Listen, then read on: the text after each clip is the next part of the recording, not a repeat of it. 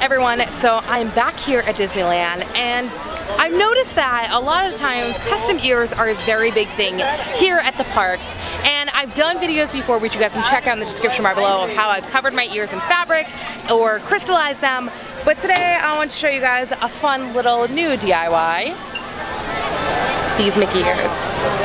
So let's jump into the DIY.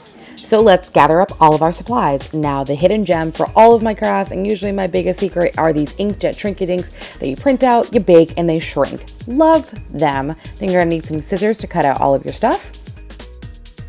A ribbon if you wanna make these into mini ears.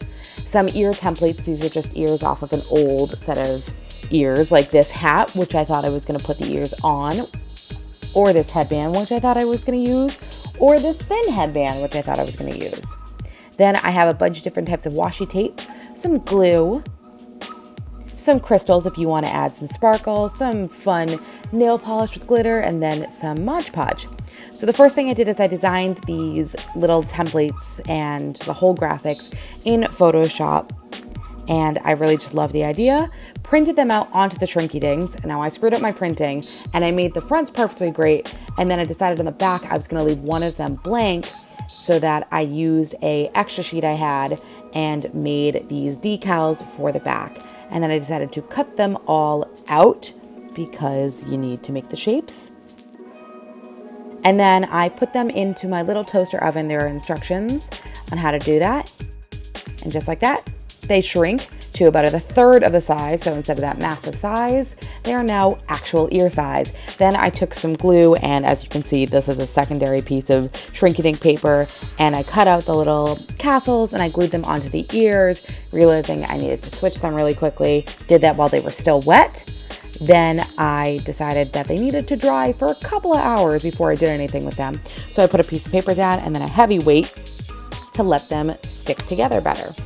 And then once they were done, this is the back of them. I was obsessed with them, but you can still see on the left how there was a little bit of issuing with the graphics. So I took some Mod Podge so I can actually get a little bit of a seal onto all of them, put it right onto both sides of the ears so that it just gave them a little bit of a nice glaze to them, and so that they would be sealed in so they wouldn't run if they got wet. And then I took some of this old Wet n Wild Fergie nail polish and did it off camera because I'm awesome like that, but I just added a little bit of sparkle to the front or the castle side of my ears. Loved how they came out with a little bit of stars. And then I let those sit for a couple of hours, and then they got nice and glittery. And then I was like, I need to add something to the back so I can cover up my mistake. So I took the silver Sharpie, just kind of went on the outside, and then I ended up taking a blue nail polish that was glittery as well. Gave it a little bit more extra, more shine, more va-va-voom. And then I took one of my sets of ears and my headband that I decided to put my ears on and marked about where it would sit according to the hat.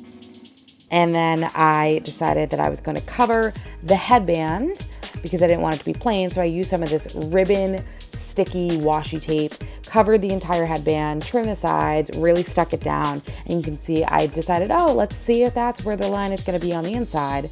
And then I put the ears on, decided I didn't like where those lines were. So I moved them up a little bit more. And then I decided to attach it using a high heat, extra strength glue stick. And just like that, they were attached to the headband. They weren't going to move. I added more glue just to make them super secure.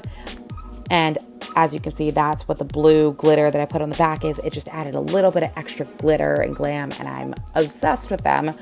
But I still felt like it was lacking something, so I just made a quick little no-sew bow to throw in the middle out of some old scrap gray fabric and some floral wiring just to attach it in the middle, and then a little bit more extra gray fabric. So I took it and I wrapped it around the middle of the headband and the bow.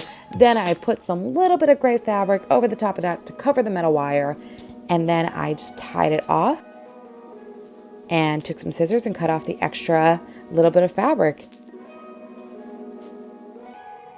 So that's what they look like in the apartment. Let's see what they look like in the parks.